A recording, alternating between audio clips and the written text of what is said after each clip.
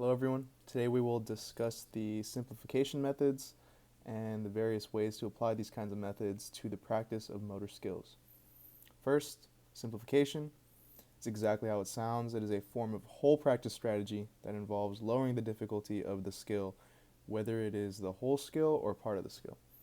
So basically, it is finding ways to make the skill easier and more understandable during the learning process, and there are 6 different ways to do it that we will talk about. The first way to do this is reducing the object difficulty. Basically what this means is that you're going to choose an easier object to manipulate before you use the intended object during that manipulation.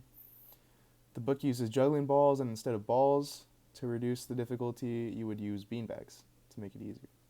Another example is if you ever played spike ball, they have larger balls for beginners compared to the normal balls that are used. The next way is reducing attention demands by reducing task complexity. So in this one, you will try to limit the amount of things that need attention and focus on certain aspects that you want. An example of this could be in a rehabilitation setting, allowing a patient to sit down during an upper body exercise so they do not have to worry about balance during the movement. It's getting rid of that extra attention demand. The third way is reducing the speed of a movement. The goal here is to become more accurate, and slowing down a movement will allow a person to understand what they are trying to do better than they would if it were normal speed. You would go slow, then work up. Personal experience playing an instrument.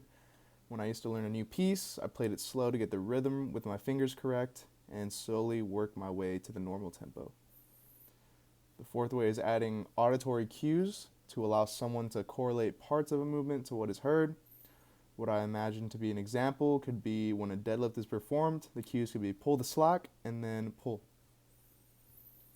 The fifth way is sequencing skill progressions. This one is all about starting simple and then working your way to normal speed. The book's example is in baseball hitting.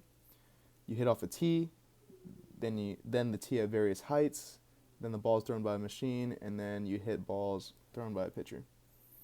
The last way is simulations. You can do VR stuff or simulators that emulate actual tasks.